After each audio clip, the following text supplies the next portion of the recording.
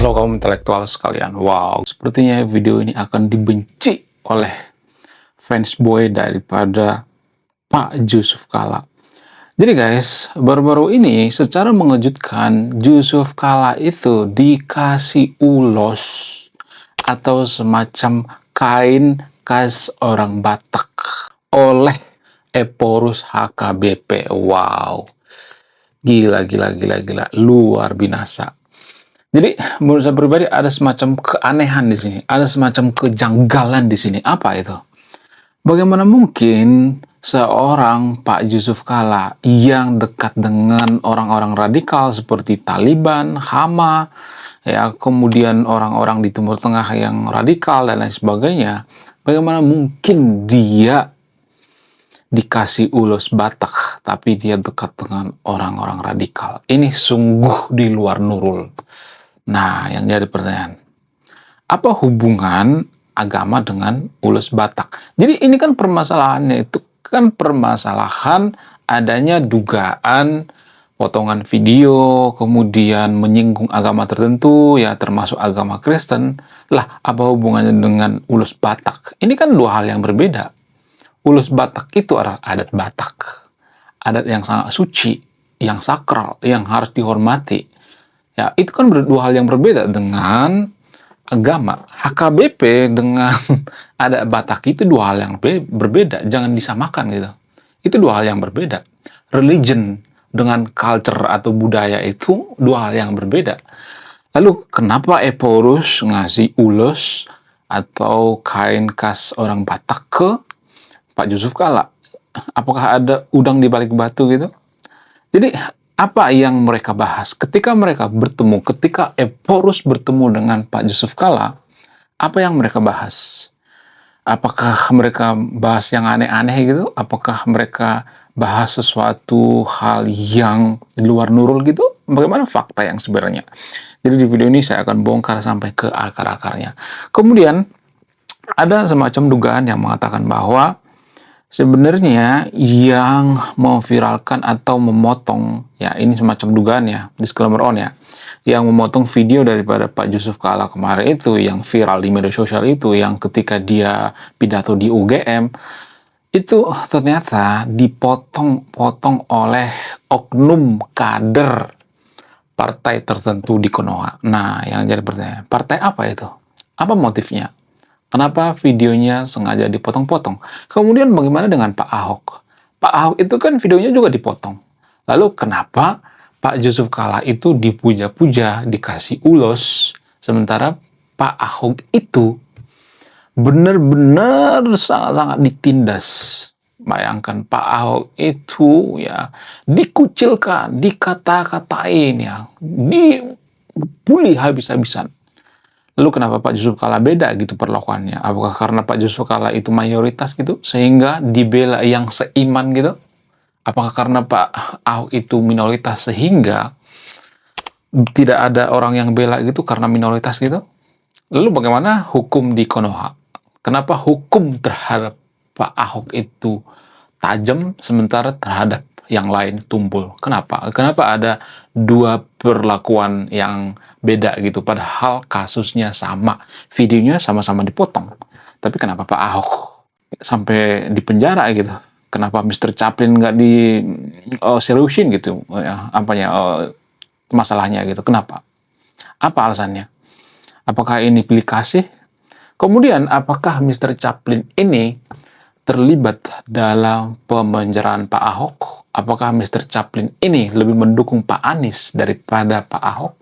Apakah Mr. Chaplin ini pengen Pak Anies saat itu gubernur? Apakah Pak Anies ini anak emas daripada Mr. Chaplin? Saya akan bongkar di video ini sampai ke akar-akarnya. Jadi kalau saya bongkar ini, akan banyak warga Konoha yang kejang-kejang kelonjotan berjamaah. Akan banyak warga Konoha yang kesurupan berjamaah. Walaupun banyak warga Konoha yang kejang-kejang kelonjotan berjamaah, terutama pendukung Mr. Chaplin, saya akan tetap bongkar di video ini. Apa itu faktanya? Jangan skip ya guys. Faktanya adalah, wah gila, luar biasa. Akhirnya buku kedua dan ketiga gua rilis juga. Buku kedua gua ini judulnya Budi Tanpa Pekerti. Dari judulnya sudah menarik. Dan kisah daripada buku ini sangat-sangat dilematis sekali. Di mana karakter dalam buku ini bercerita ada dua pilihan yang sangat sulit. Yang pertama, ketika seorang tokoh dalam buku ini tidak bawa-bawa agama saat kampanye, maka dia bisa dipastikan kalah. Tapi ketika bawa-bawa agama dalam kampanye, ketika dia bawa-bawa kalimat insya Allah, maka dia bisa dipastikan menang. Nah, yang jadi pertanyaan, kalau Anda di posisi karakter dalam buku ini, mana yang Anda pilih? Ini temanya sangat cocok dengan tema channel ini, bahas tentang agama. Kemudian tidak hanya ini juga menarik guys ya, Tanah Luka. Dari judulnya juga udah kelihatan ya, ini cerita penuh dengan luka. Dimana kisah dalam buku ini ada seorang kiai yang sangat-sangat dilematis. Dia bingung memilih antara menyelamatkan hutan atau menyelamatkan 1000 anak yatim. Jadi kalau Anda di posisi buku ini, mana yang Anda pilih? Nah, yang menarik dari kedua buku ini adalah menggunakan sudut pandang sastra Nobel. Kapan lagi ya kan baca buku yang setara dengan buku Nobel. Wow, luar biasa. Silahkan di check out sekarang juga. Kalau nggak di check out juga nggak apa-apa. Karena saya nulis buku itu bukan nyari duit sebenarnya. Ya, karena saya pengen berkontribusi terhadap kemajuan bangsa kita. Itu tujuan saya nulis buku ya. Jangan lupa, link pembeliannya ada di pin komentar video ini. Jadi pada faktanya, kalau saya perhatikan, Mr. Chaplin ini salah satu politisi yang paling sangat merekomendasikan kader-kader dari kaum intelektual yang dekat dengan agama. Ya, sama seperti Pak Anies misalnya.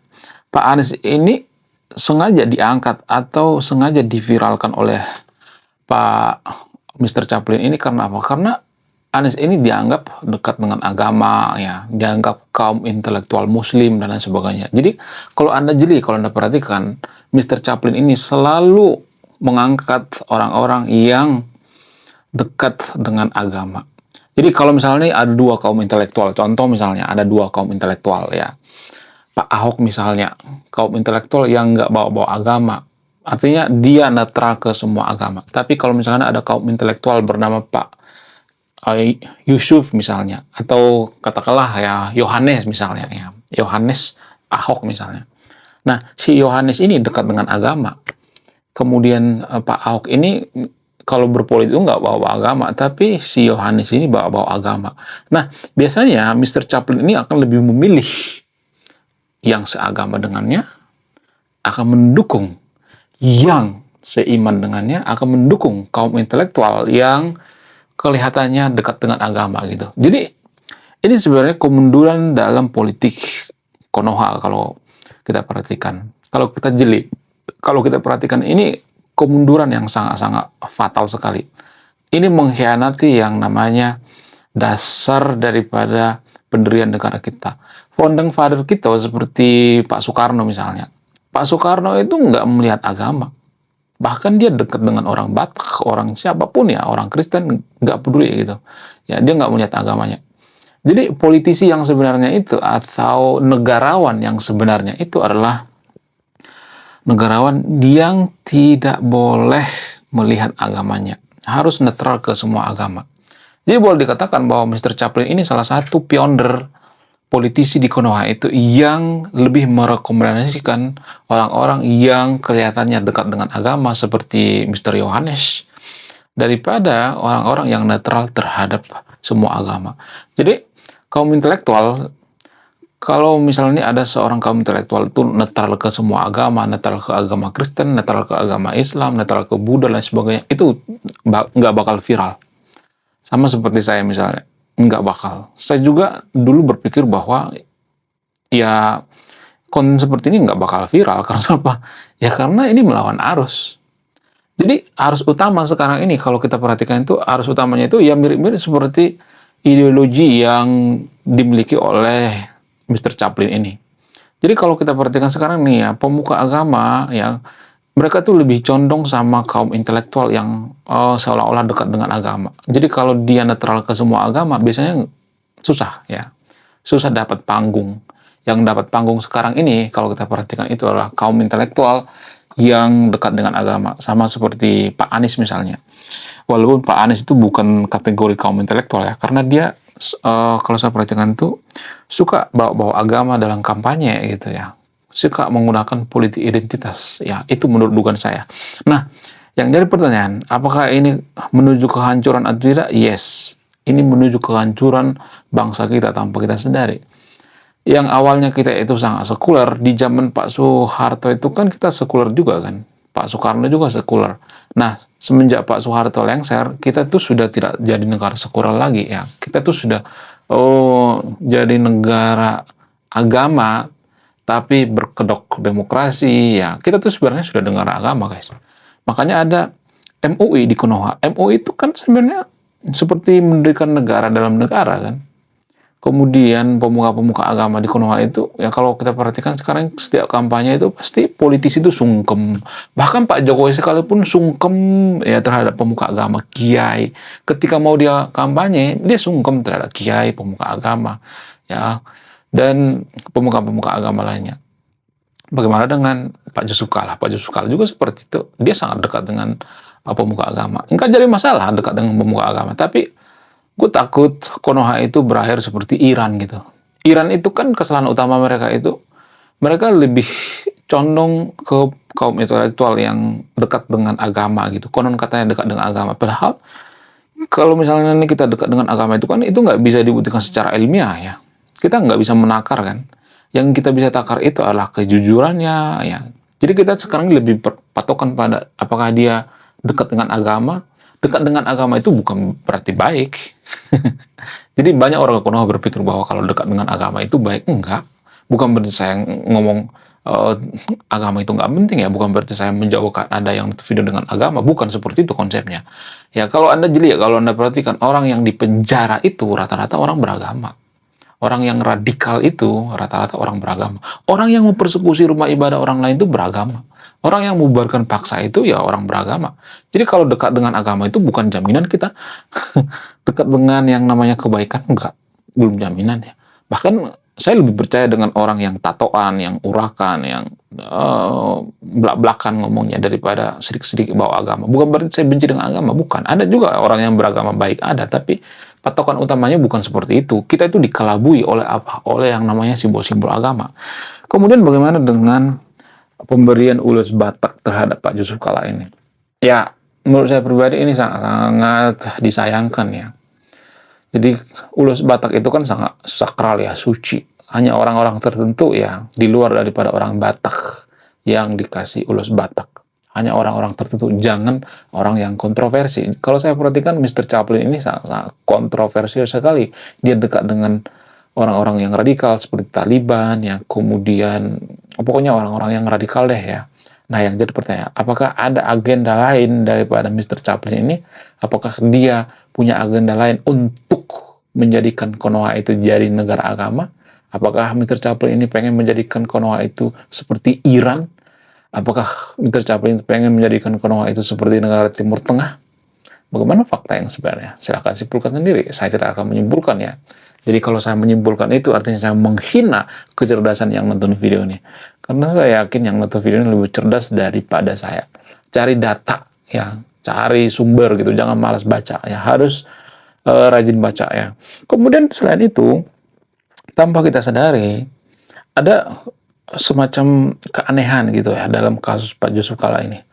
Videonya dipotong ya, sama halnya dengan Pak Ahok. Video Pak Ahok itu kan dipotong.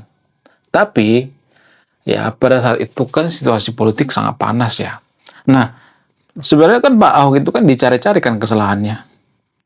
Cuman Pak Ahok juga ya, saya tidak mendukung sepenuhnya Pak Ahok ya. Pak Ahok juga sebenarnya nggak boleh mengucapkan dalilnya gitu ya. Nggak boleh gitu ya. Cukup ngomong, ya gue nggak ada urusan ya. Gue lagi sibuk kerja, selesai gitu. Ya, jadi jangan ngomong dalilnya ya. Ahok saat itu kan lagi disorot tuh ya, lagi dicari-cari kesalahannya, ya kemudian lagi dipancing-pancing gitu ya, dites gitu ya, diuji kesabarannya. Ya saat itu ya Pak Yusuf Kalla gagal gitu ya. Salah satu kelemahan dari Pak Ahok itu ya, kalau saya perhatikan itu, mohon maaf ya, Saya juga punya kelemahan kok ya. Semua orang punya kelemahan. Tapi kelemahan daripada Pak Ahok itu dia meledak-ledak gitu ya, susah mengontrol emosi. Harusnya dia bisa mengontrol emosi, jangan langsung blak-blakan apa segala macam gitu. Karena komunikasi orang Sumatera itu beda dengan komunikasi di Pulau Jawa. Jadi itulah perbedaan yang sangat signifikan ya. Harusnya Pak Ahok itu menahan diri gitu ya, jangan terlalu bla bla bla bla gitu ya. Ya, saya sangat suka dengan pemimpin yang belak-belakan. Kenapa? Karena pemimpin yang belak-belakan itu biasanya nggak suka korupsi, nggak suka nutupi. Tapi kan kita tidak suka dengan pemimpin yang seperti Pak Ahok. Kita bukan tidak suka, maksudnya kita nggak siap gitu ya. Kita belum siap dengan tipe pemimpin seperti Pak Ahok. Kemudian Pak Ahok juga kan, ya ini kan sebenarnya masalah pribadi ya, yaitu cerai lagi. Nggak jadi masalah sebenarnya ya. Donald Trump juga kawin cerai kok.